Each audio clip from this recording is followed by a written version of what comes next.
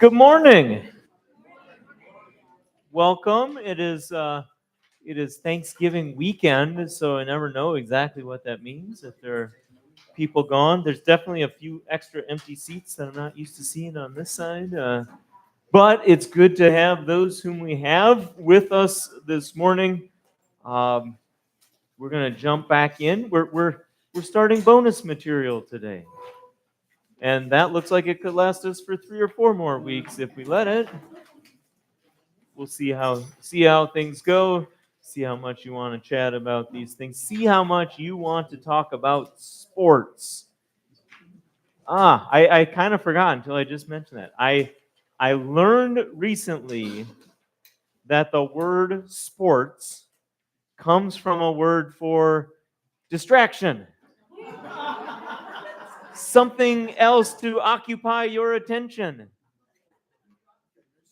It comes from disports, which is I think it was an old English thing, but yeah, just kind of randomly ran across that fact and thought, oh, hey, that is interesting. So the idea that we've been talking about, where like any of these idols, one of the concerns is we take our eyes off of the important things and put them consistently on the unimportant things.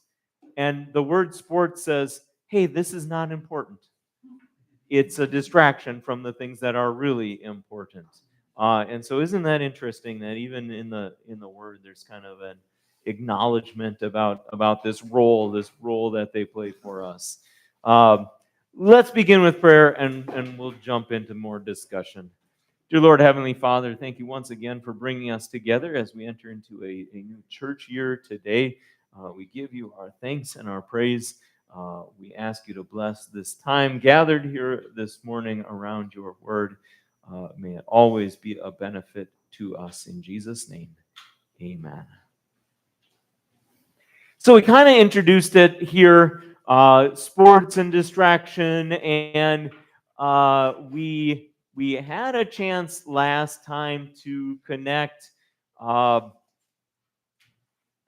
idea of what we do in a Sunday morning worship service. While it's not exactly the same sort of thing, that it is something that draws our attention and something that has a certain, we could call it pageantry to it, that there's a certain flow, and we do get used to it. We do gain a comfort level with it. We kind of connected that to some of the traditions around. There are lots of traditions at like college sporting events, when somebody stands and when they sit, and what they say at particular times. And there are different things. Not every game or every event is the same sort of thing, but that consistency is what kind of builds on itself. And so if you're not used to it, you just kind of do what everybody else does and you get into the flow of it. And if you're really used to it, then it's like, oh yeah, I'm comfortable and I'm home with it. And so we do try to think about these same sorts of things. There's a reason that there's a lot of consistency to our worship services, for example. But those of you who are in early service already saw like today is a different service. It starts very differently than our services last week, as far as just singing and opening hymn, and then into this part, and then into this part. It's a little bit different. It makes us pause. It makes us think. Like, hey, there is something unique and special, and we try to have those things kind of coincide. Like we're starting the Advent season, so we're doing something a little different for Advent so that we kind of see this. And I gain an appreciation more and more, even having gone through this many times now, for the whole concept of the church year. Every year we're reviewing in the same order, the same events, the same. Why? Because these are the things that we want to focus on. These are the things that are most important to us spiritually. So as we get into like page 4 and it says bonus material coming off of that, it brings us back to, hey, we talked about this. What if aliens would check out the things that we do? If they come on Sunday afternoon, for example, or you could add in, a Friday. You never know what time that's going to be if you're talking about here, right? Or a Saturday with college sports. If they would see something like that, they'd say, "Oh, here's the worship service. Here's the stuff that they focus the most on because it's this big spectacle." So what kind of terms do we use? Okay, the alien watches and sees us sacrificing for, gathering for, offering praise for. That sounds like worship. So what are some things? You got 3 bullet points. So let's go ahead and take a couple of minutes, think about, maybe check in with people around you, and then we'll share some ideas. Let's do all 3. So go ahead and pick whichever ones you want to have a chat about. But your top of page 4, what do you sacrifice for most in your life? For what do you gather with others? And then about what do you regularly offer effusive words of praise? Do you know effusive? I think that actually comes with the word for flow, but I mean effusive just means it just keeps coming out. It just keeps coming out. All right, so yeah, let's we got 3 things. Let's go 3 minutes and see if that's enough time to gather some ideas for this.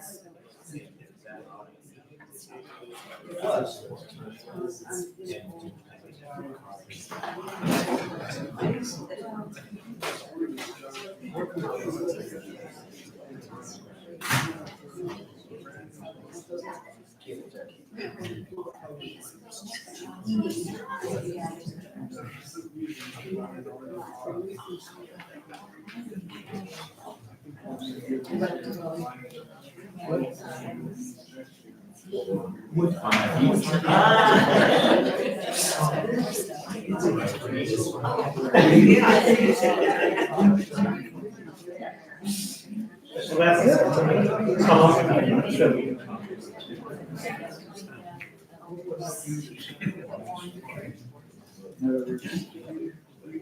Just about 30 seconds, unless you tell me you're going to need some more time.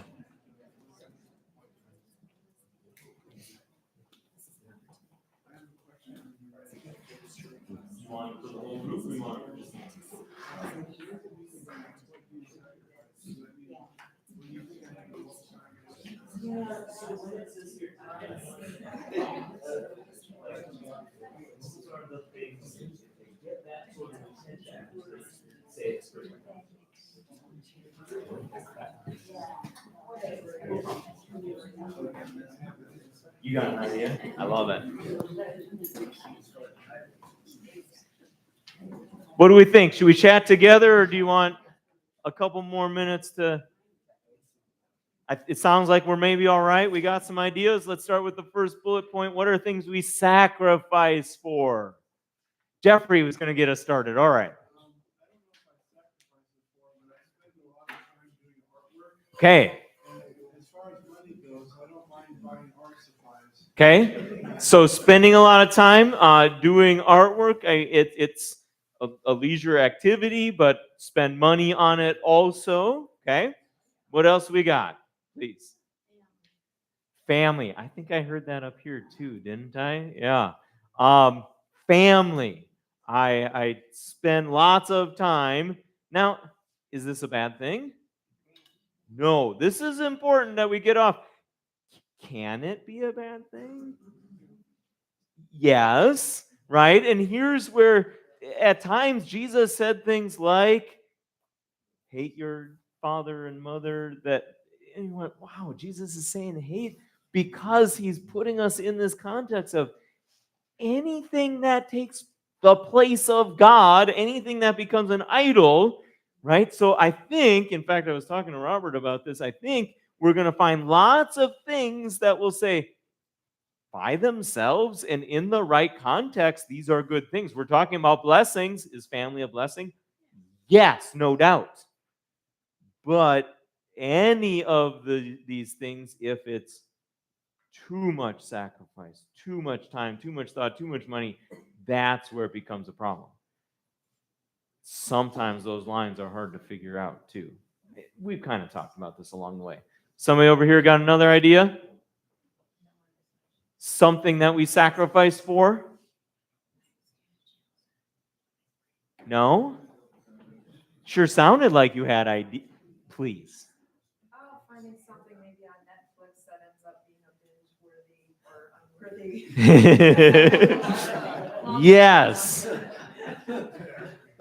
Sometimes I watch some television program, and not only does it get my attention, it keeps my attention for the next 5 hours also. And lo and behold, the people who invent things like Netflix, of course, there's been different permutations of all of these things, but you take this and they say, well, don't you want to watch the next one? As long as we'll just start it for you. And the whole goal is just keep you engaged, because then we can show you some commercials once in a while and we can go through this whole process. So yeah, we get some help. We get some boosts in some of these things too. Please. Work or your job. That was exactly the conversation we had during this. How about this? It's a necessary thing. But for some people, I stay at work extra late, and that becomes so much of the, and it might be for different reasons too. Not just, well, I really need the money, but I like the success there. I like the fact that I can, climb the corporate ladder and do all of these things. And so that, and maybe I'm avoiding something. Maybe I don't want to be home because I get into a fight, but at work I don't, or something along those lines. So it's another idea worth considering and being careful of these things, please. Like you were saying, it doesn't have to be negative. I'm doing my job for somebody else's benefit. Sure. But I still have to have balance with other things in my life. Yes. You can still go Yes. overboard. Even if you're saying, the money I'm making, a part of that is going to my church, you could conceivably excuse everything if you wanted to, but. Yeah, another good point that you bring up, that it's not just the thing itself, but all the aspects of how I use this. Do I view the work that I do just as, well, this is what I need to do to get a paycheck and get the things I need to survive? Like, that's okay, that's part of it. But what a blessing to realize what God says about something like Christian vocation, where our work is an opportunity to serve others in the way that they need us to serve them. And this is actually helping people and doing things for them. And to have that in mind also helps us in this regard, that it's not, well, work is over here and God is over here, but more and more my life is, oh, everything that I do is connected to what God has done for me and my worship of Him and how these things fit together. Because that's really the way that it's supposed to be. There's nothing where I leave God behind and now go do this thing. Unfortunately, sometimes it can get to feel that way. Does that make sense? Do you have any others that you want to talk about, or should we go on to the next one? Yes, please. Well, I have to be careful. It's Facebook, social media. Okay. You just get addicted and just lose yourself. It's another example, like the Netflix example of something that has its usefulness, but it's also it's once you get started, it just holds on to us, and so maybe we don't go in intending, well, here's the time that I'm sacrificing, but you get done and went, whoa, where did that 2 hours just go, right, Juliet? A sad situation too is where God doesn't say you can't have a drink of beer. Okay. Or the pain pills for your back surgery. Yeah. And then it becomes an addiction, and then time and money, and it's a sad. Okay. So just this whole idea of addiction here, drugs, alcohol, there could be other, I mean, we could throw gambling in there. There are all sorts of things that people have addictive tendencies towards in some cases, or they come to be a problem. And so then yes, that is just this warped example of exactly the same thing, where that becomes so much of the focus that even from a secular perspective, right, to say nothing of what we've been talking about, how God is supposed to be number one, people without that understanding can still say, no, this is taking over your life, and that's not how it should be. And an inability to, same sort of thing. Maybe I don't intend to, but that's just the direction that I go. And of course, none of these things we're saying, well, if it gets too bad, you're out of luck. That's not the point, right? The point is, hey, these are real problems, but we also have a real solution. We have a real Savior for all of these things. Let's talk about gathering. Some of these things probably overlap, huh? Some of these things are like, if they're things that I sacrifice time and money for, maybe I do that with other people, and so I gather in those places. Ideas, you can repeat things we've said already, or give me something new, please. Holidays, birthdays. Okay, events, milestones, celebrations like that. We get together for that. And maybe there's enough that they're spread out, and this kind of makes sense, and there's a cycle where I get together with people at Thanksgiving, I get together with people at Christmas. There's a month gap in between, so it's not like I'm every day. I don't maybe need to throw a big party for Groundhog Day and for Labor Day and for all the others. Or maybe we do. Like maybe that is part of maybe I don't spend enough time at at times, right? I mean, that's a fair thing for us to at least think through and consider. What else might we say about gathering? The things that we get together for. Yeah, church events is a good one. If we're here just when church gives out food, but we don't come for the spiritual food part of it. Now, that's a hard one to say. That's like, hey, you came to Bible study. Unless you just came today for the pie,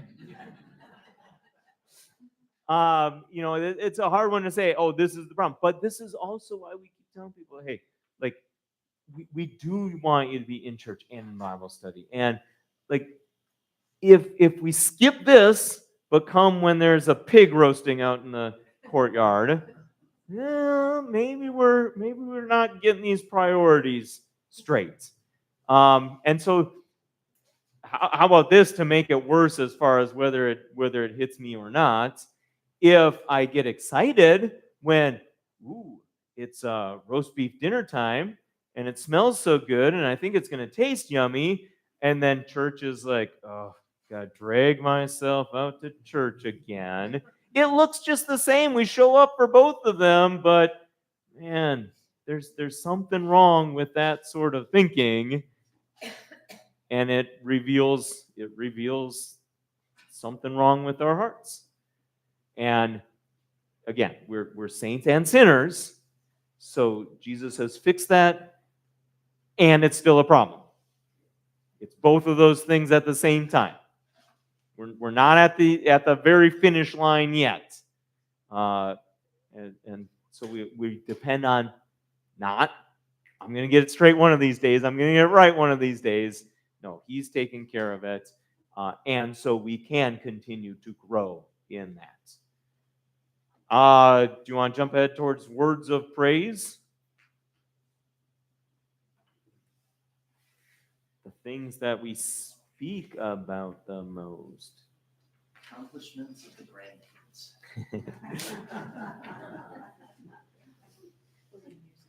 It's easier to talk about the grandkids than the kids. Different time of life. Certainly more fun.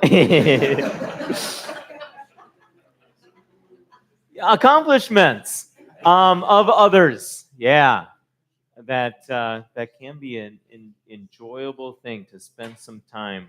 You got any others? Yeah, please, Katrina. Probably no surprise it's at the church library. If I read a really good book and I want to talk about it, you can't shut me up. I've been meaning to talk to you about now. Yeah. It's something, and there too, it's gonna vary for different people, and like I said early on, this whole idea of sports, I get that's not a temptation for everyone, but this discussion helps us see, okay, there are things kind of like that, right? The distractions that become too important to us in other areas of our lives too. So it could be books. Oh yeah, I just want to keep talking about this one. Please. Food. Oh, I tried this restaurant. I tried this recipe. Let me tell you about it. There are some jokes that kind of spook around. The first rule of CrossFit is tell everybody about CrossFit. You find a gym that you really like. If you're got a particular approach to nutrition, like the joke that I tend to hear is if you're a vegan, you're always telling people that you're a vegan. But this sort of thing, right? I hit on the thing that, and sometimes I do feel bad about this. If my wife follows me around to different places and visiting with different people, man, she might hear the same story 10 times, more times than that. And try to, well, it's not like I'm just having the same conversation with the same people, but if the thing that I want to have a conversation about is something that's maybe not always worth the time or the praise or you do have to be careful about that. Anything else with words of praise? Other ideas? Anything else that we missed on the previous two? We're good. We've identified all the idols for this section of our study. No, we had this was a good discussion. I definitely appreciate it. Let's look at Acts 14, beginning with verse 8. In Lystra, there was a man who was sitting down because he had no strength in his feet. He had never walked because he was lame from birth. When he was listening to Paul as he was speaking, Paul looked at him closely and saw that he had faith to be healed. Paul said in a loud voice, "Stand up on your feet," and the man jumped up and began to walk. When the crowds saw what Paul had done, they raised their voices, saying in the Lycaonian language, "The gods have come down to us in human form." Barnabas they called Zeus, and Paul they called Hermes because he was the main speaker. The priest of Zeus, whose temple was just outside the city, brought bulls and garlands to the city gates because he wanted to offer sacrifices along with the crowds. But when the apostles, Paul and Barnabas, heard about this, they tore their clothes and rushed into the crowd, shouting, "Men, why are you doing these things? We too are men with the same nature as you. We are preaching the good news to you so that you turn from these worthless things to the living God who made the heaven, the earth, the sea, and everything in them. In past generations, he allowed all the nations to go their own ways, yet he did not leave himself without testimony of the good he does. He gives you rain from heaven and crops in their seasons. He fills you with food and fills your hearts with gladness. Even though they said these things, they had a hard time stopping the crowds from sacrificing to them. In Lystra, Paul and Barnabas were considered to be gods because of their great accomplishment, healing a man who hadn't been able to walk. In what ways do we tend to deify prominent athletes today? Do you understand the question, deify? You're asking about that? Is that why your hand went up? Yeah. Deify comes from the word meaning God in Latin. And so we tend to make the way the people made gods out of Paul and Barnabas. The author of this study says, I see a similarity in the way that people make idols, make gods out of professional athletes. Do you see that connection? What else? I don't know if there's a whole lot to say about that, right?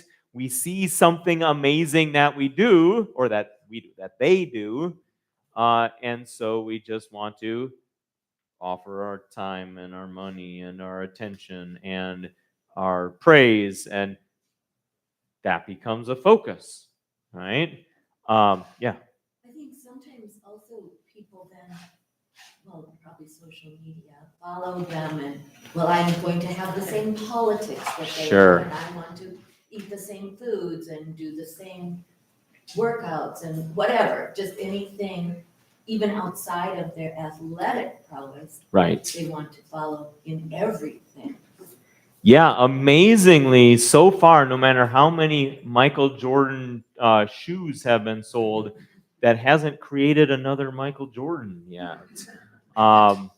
But like, think of, how many figurines or bobbleheads or that people have, and they display them prominently in a place, and like it's almost like a little shrine.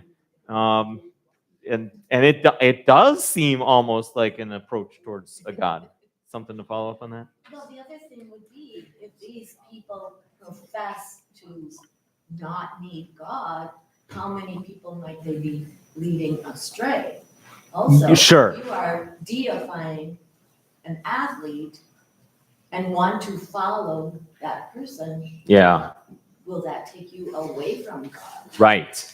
That if I take to heart the opinions of athletes, and I think that they must know what they're talking about in politics or food or culture or whatever else. Yeah, if they're not acknowledging God, that's an extra step away. And I can't help but think, I just read another article recently. I think it was when we first started this lesson. We had Caitlin with us, our teacher down at the Child Learning Center, and she mentioned Con Knipple, the Wells athlete. He was drafted into the NBA. He's had continued to have a very successful rookie year.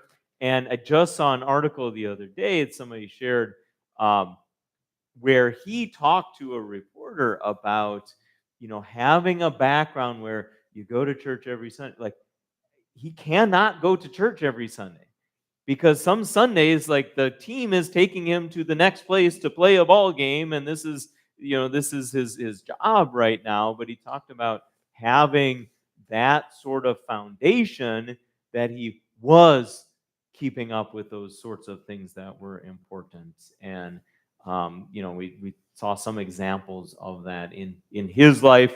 And he said, like, to make sure if somebody's interviewing you after the game, that you talk about giving the glory where it belongs.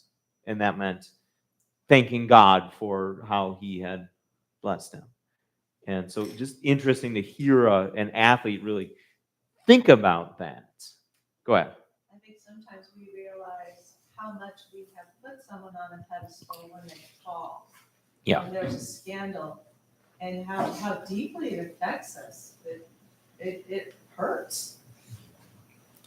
Yeah, when there's a scandal, if it's an athlete, there are no 100-year-old professional athletes out there. Wherever the time comes, it's going to come, right? They're not going to be able to keep up these amazing things forever. How did Paul and Barnabas respond to the crowd's praise? In a very non-celebrity-like manner. And how might this be a template for us handling success and words of praise in our lives? They were pretty clear, weren't they? Tore their clothes. What's that? They tore their clothes and Yeah. the crowd shouting. So you might not tear your clothes, because that's culturally different than it is for us today.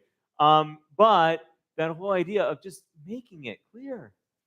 They said, no, don't. This is not, it doesn't make sense in this context. I couldn't help but be reminded, I think this was just a recent worship service that this reading came up, when John, in the book of Revelation, here comes the angel, and he bows down and starts worshiping the angel. And the angel says, no, you've got it wrong.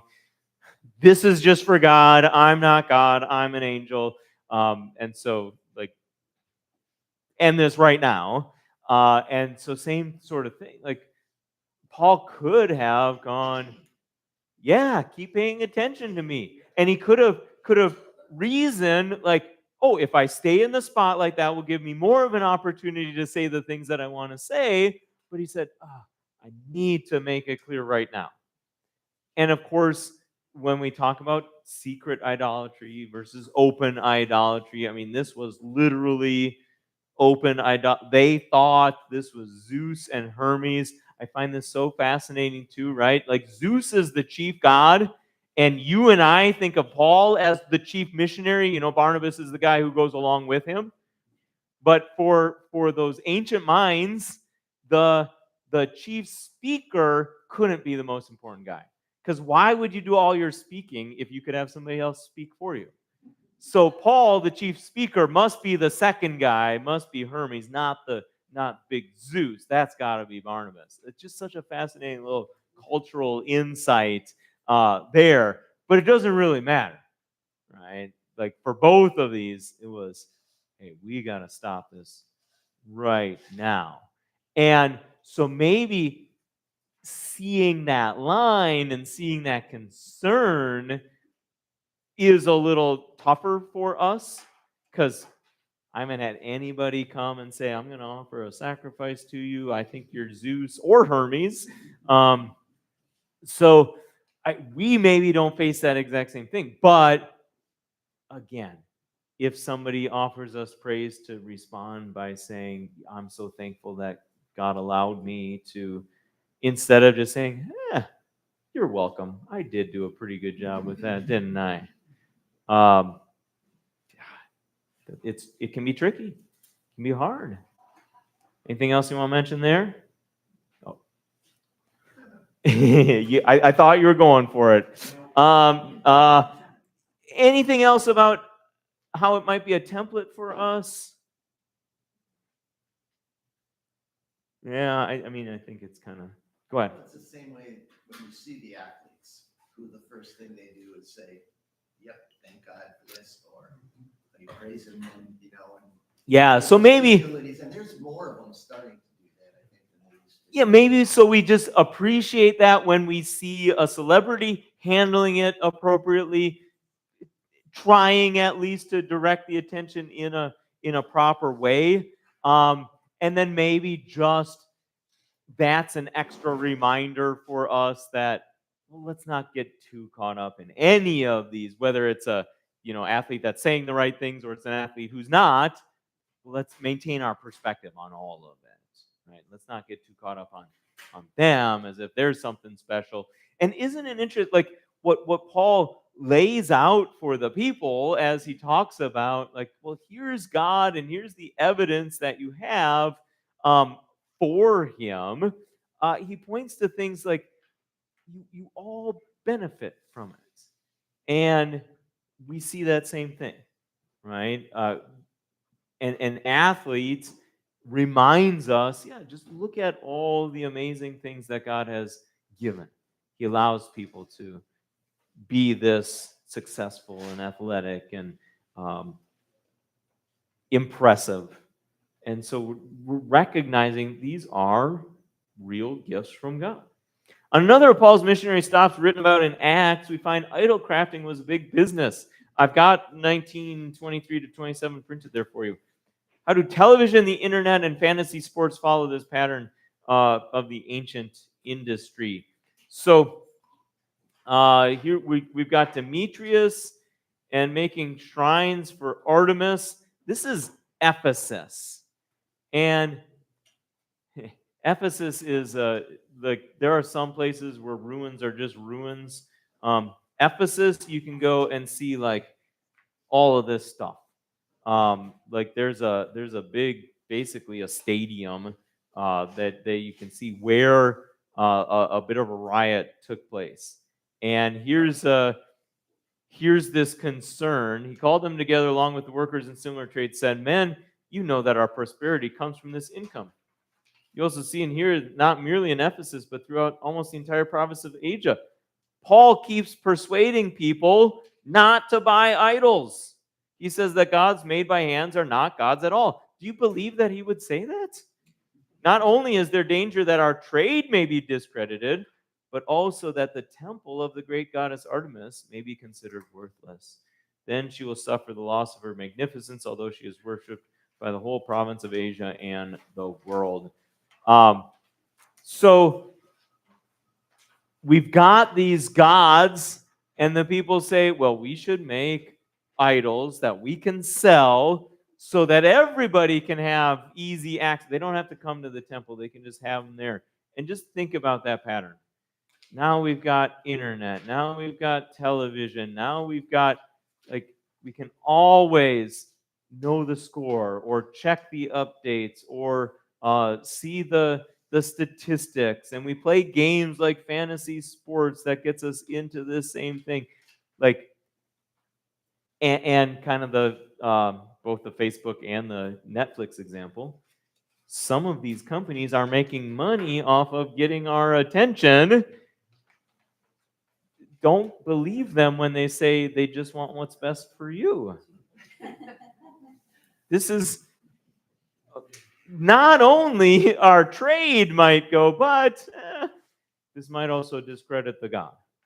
That's what they're saying there. Anything else you want to comment on about number 4 there? Go ahead. When you go to like a football game, either college or pros, and as you walk into the stadium, you can buy every jersey and every, Yeah.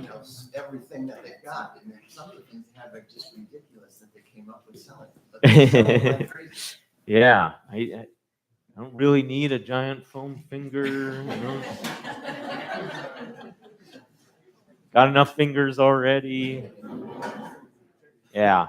Let's see. We got 5 minutes. We got a long section though. Deuteronomy 29. You yourselves know how we lived in the land of Egypt and how we passed through the midst of the various nations we encountered. You saw their detestable things and their filthy idols of wood and stone and silver and gold that were made with them. Make sure that there is not among you a man, woman, family, tribe, whose heart today is turning away from the Lord our God to go and serve the gods of those nations. Make sure that there is among you no root that is producing a poison plant or bitter wormwood. When such a person hears the words of this oath, he might congratulate himself in his heart and say, I'll be safe even though I'm proceeding in my stubborn way. Right? Oh, I can play around with these things, but I'll still be okay. By acting this way, he will destroy the watered ground as well as the parched.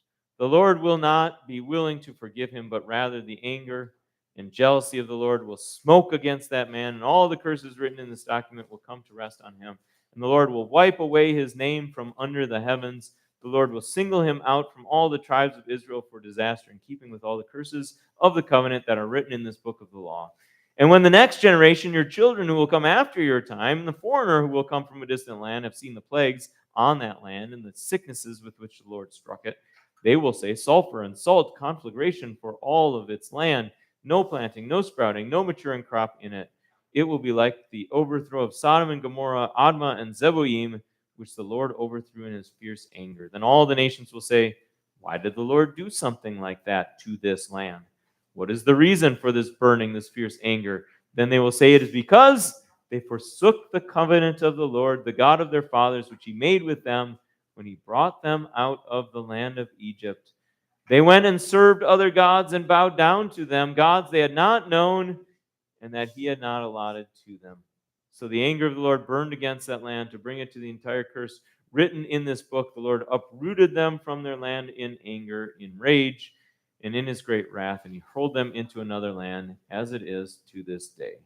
According to this section of Scripture, from where do God's people tend to grab false gods? What does this tell us about the level to which we value the things that the world around us values? You've got a hint in that second follow-up.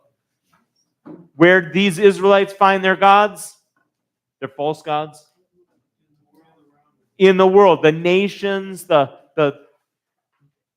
God had made his people to be separate, but they went and found the stuff from the other people. Exactly why God wanted them separate was exactly the reason that they wanted to get involved with some of these. So what does that say about the world around us and their values? Be careful. Don't fall for it. Recognize it for what it is. Just be cautious. Don't assume that just because lots of people are going along with something that makes it the right thing to do. The example of sports is in front of us, but there are all sorts of examples. Our sinful nature underestimates the seriousness of idolatry, lest we forget what a criminal offense disordered love and idolatry is. Remember, how did God react to the Israelites worshiping false gods? What does it say about his attitude? Kind of didn't like it. That's exactly right. He burned with anger. And then if you know, like, the things that were predicted here, right, were warned against are the things that happened. He took that nation and he threw it to another nation. Now, it didn't look like that. It looked like the other nation coming in and just conquering, beating everybody up, dragging them away into captivity. Like, he let them suffer. This was serious. I got about 30 seconds. I just want to make sure to reiterate, I think it could have been a fun exercise here. God does say a few things about sports that are positive in the Bible. He talks about physical training being of some value. And that's contrasted with spiritual training being of very much value, right? So it's exactly this lesson. Don't get caught up in the physical things when the spiritual things are more important. But also, like, I think it's fair to say there can be a benefit to being involved in sports and activities. And so, kind of just seeing that balance, not just saying, oh, these are good things, but they can become idols, but say, well, why are they good things at times? And so I think Paul actually gives several of these examples. He talks about our Christian life like being like a boxer, but not boxing the air, but fighting against the things that really matter. He talks about our struggle, like wrestling, not flesh and blood, but against spiritual forces. And he talks about winning races on a few occasions. One time, at least, with a reminder, they do it to get a crown that does not last, but we do it to get a crown that lasts forever. Do you happen to know what kind of crown a victor would have gotten in those days? Yeah, it was made of leaves. Yeah, they don't last very long. They don't stay nice very long. And so even, gold and silver and bronze medals, they're only so useful and so valuable. But to think of the real prizes. This last one, kind of like our other ones, just some different ways of asking the question so that you can think about it a little bit on your own. We kind of did some of that as we started today, but I'm going to call that good unless next week you want to say, Pastor, let's talk about sports a little bit more. I forget now what our next lesson is, so you'll come back next week and we'll find out together. How's that sound?